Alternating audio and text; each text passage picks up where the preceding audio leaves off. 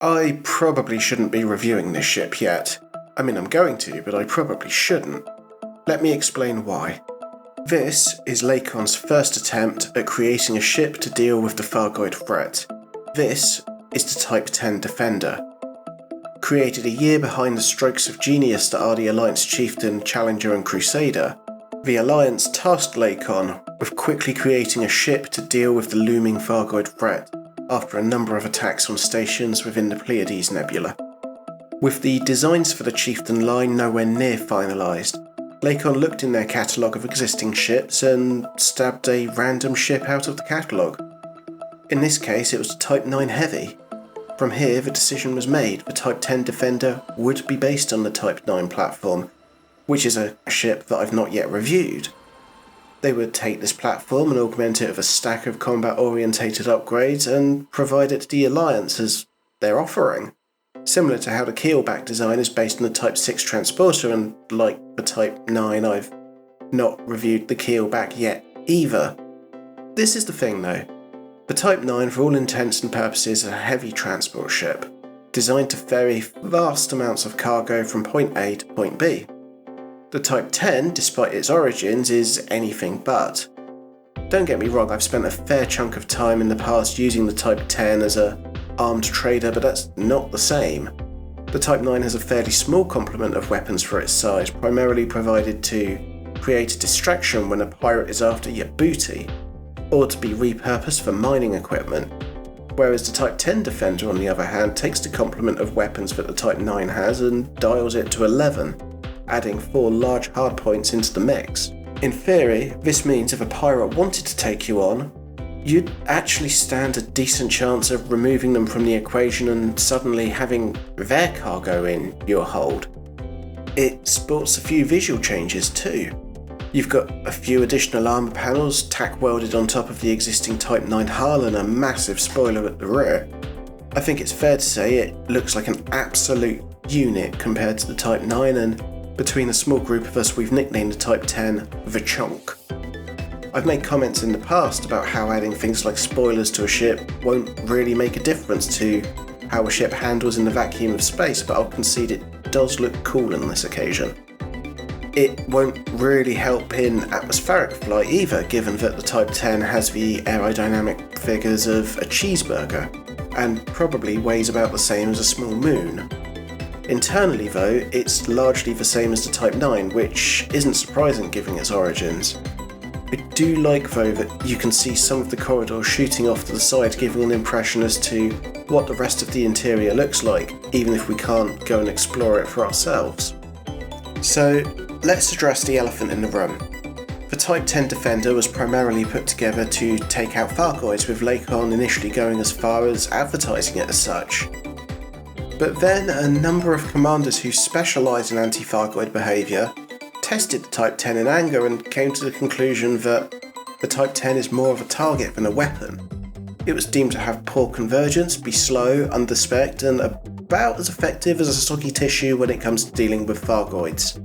But it's been a few years since the Type 10 was released, and there's been a number of developments, both to the Type 10 with revisions to the power distributor and also in the field of xeno-bashing fun technologies. For starters, we now have access to stabilisation units to bring the maximum numbers of AX weapons up to 6. On top of that, we've now got enhanced AX multi-cannons in the field too. And now it feels like the Type 10 can finally start living up to its purpose as an anti-Thargoid weapons platform. Yes, the weapons placement is poor on the face of it, but with a turreted setup you can effectively cover all angles, and if you set the fire control to fire at will, you can remove waves of Thargoid scouts at a time while barely taking a dent to your shields, making this the ideal AX support ship. If you're after something bigger, you can throw an enhanced AX scanner onto one of the many utility slots, set the turrets to target only, and start picking off hearts from the nearest interceptor without much of an issue at all. I'd love to sit here, follow the majority and bash for Type 10 for this sort of work, but really I've had a blast flying it around our alien enemies. The two biggest issues I've had are running out of ammunition and knowing when it's time to leave the fight, because the Type 10 isn't like a Chieftain where you can slam all the power to the engines and get away while your hull is starting to buckle. You need to have better planning than that, since the Type-10 has a far more casual approach to running away. If you throw everything you can at the engines to get away from a combat situation, the Type-10 will lethargically consider moving, and by the time it's decided it's time to shift, you'll be in an escape pod surrounded by many hull fragments. There is another issue too, but it's a less important one. The costs to repair a damaged Type-10 can be astronomical given the cost of the ship and some of the modules. Even with 100% hull, if your modules have taken a beating, you can be looking at over $500,000 in repairs in some cases. So to summarise, while there are better ships for AX combat, the Type-10 doesn't feel like the lemon it used to be, nor that its reputation makes it out to be. If you don't feel like ragging on the alien menace, then the Type-10 can be used for regular combat too. With the right configuration of missions, you can happily walk away from a baited Type-10 and let it make money for you while you go away and do other things, which might make up for some of the expenses that come with outfitting the ship. Personally, I'd rather the ship had one huge hardpoint to keep it in line with the other large combat ships, but as a turreted platform you can do worse. Outside of combat, the Type-10 can serve well as an armed trader or miner. It doesn't have anywhere near the internal capacity of the Type-9, but in most respects it's an improved ship, which, given the price it is just as well really, since the base model costs an additional 50 million-ish credits over the Type-9. So where the Type-9 can carry the bigger payload, the Type-10 can carry a respectable payload and defend it at the same time. There are a few flaws that I've not mentioned yet though, and some of these are shared with the Type-9. For example, in Super Cruise, the Type-10 handles like a paper aeroplane flying through treacle, to the extent that it's literally quicker to drop out of Super Cruise, turn the ship and re-enter Super Cruise than it is to just turn around in Super Cruise if you need to do a 180-degree turn. For example, if you've done the flyby of shame. It's also got a low shield capacity, although its standard recharge rate isn't all that bad, and it's one of the most heavily armoured ships in the galaxy, so it can keep you in the fight long after your shields have dissipated.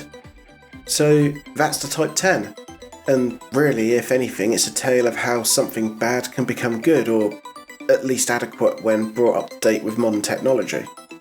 Just make sure you can afford the rebuy if you take it Goid hunting. That fight can get very expensive very quickly if you're refining your technique. Thank you so much for being here. I hope you enjoyed it. If you got this far, enjoy whatever it is that you do, and I'll see you all real soon. Much love and 07.